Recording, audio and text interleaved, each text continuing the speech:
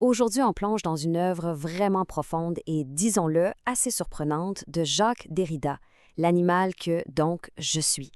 Ça part d'une histoire toute simple avec un chat, mais ça nous amène à repenser complètement ce que ça veut dire être humain. OK, alors, on y va. Tout commence avec ce moment, un moment d'intimité un peu troublante que Derrida nous raconte.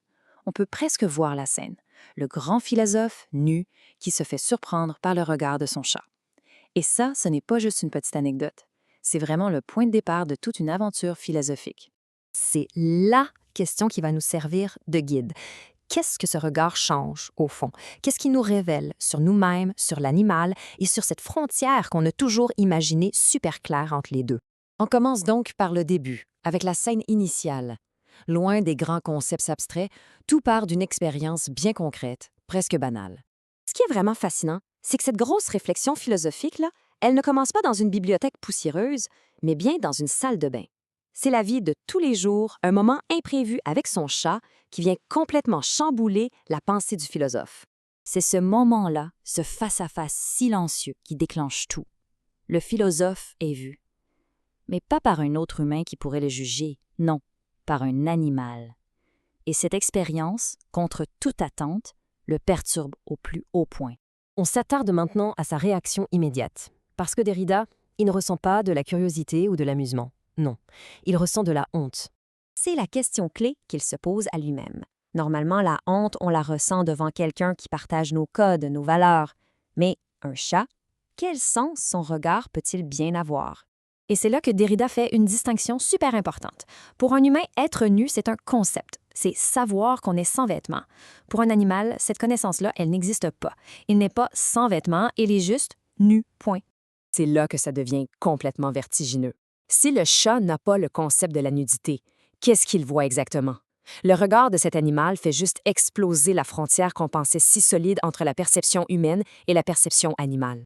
En partant de cette expérience personnelle, Derrida élargit sa critique à toute la tradition philosophique occidentale et sa manière de penser, ou plutôt de ne pas penser, aux animaux. Le concept clé à comprendre ici, c'est le logocentrisme. Pendant des siècles, la philosophie s'est construite sur une idée. L'humain est spécial parce qu'il parle et qu'il raisonne. Et donc, par définition, l'animal est défini par tout ce qui lui manque.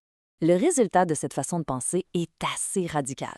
D'un côté, il y a l'homme, avec une longue liste de caractéristiques qui sont supposément exclusives. Et de l'autre, il y a l'animal, un immense fourre-tout défini seulement parce qu'il n'est pas. Derrida nous montre à quel point c'est absurde. Pensez-y, utiliser le même mot au singulier, l'animal, pour parler d'une méduse et d'un aigle, d'un ver de terre et d'un chimpanzé. C'est comme si on effaçait toute leur incroyable diversité. C'est une simplification carrément grossière. Le mot est fort, c'est vrai, mais il est bien choisi. Pour Derrida, ce n'est pas juste une question de vocabulaire. Quand on regroupe tous les êtres vivants non humains sous une seule étiquette, c'est un acte de pensée violent, un acte qui, au fond, justifie notre domination. Mais Derrida ne fait pas que critiquer. Face à cette violence des concepts, il propose une solution, une intervention directement dans la langue. Et voici son invention, l'animo. C'est un coup de génie. Quand on le prononce, on entend animaux au pluriel. Ça nous force à penser à la diversité.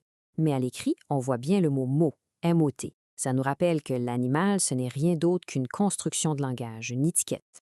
Le processus est simple, mais vraiment puissant. En nous montrant que l'animal n'est finalement qu'un mot, un concept, l'animotis de Derrida fait voler en éclats cette grande séparation sur laquelle une bonne partie de notre philosophie s'est bâtie. Bon, on arrive à la conclusion. C'est quoi les implications de tout ça?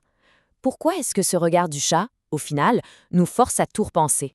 Le point crucial, c'est que déconstruire l'animal, ça ne sert pas juste à mieux comprendre les animaux.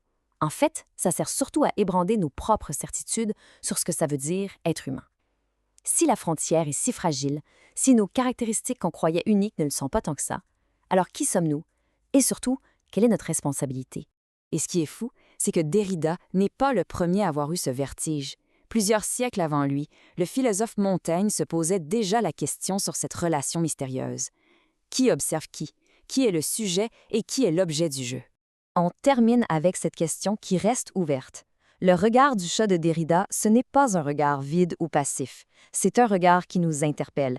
En nous rappelant qu'on est nous aussi des animaux, il nous pose une question silencieuse mais fondamentale sur notre place dans le monde et sur l'éthique de nos actions.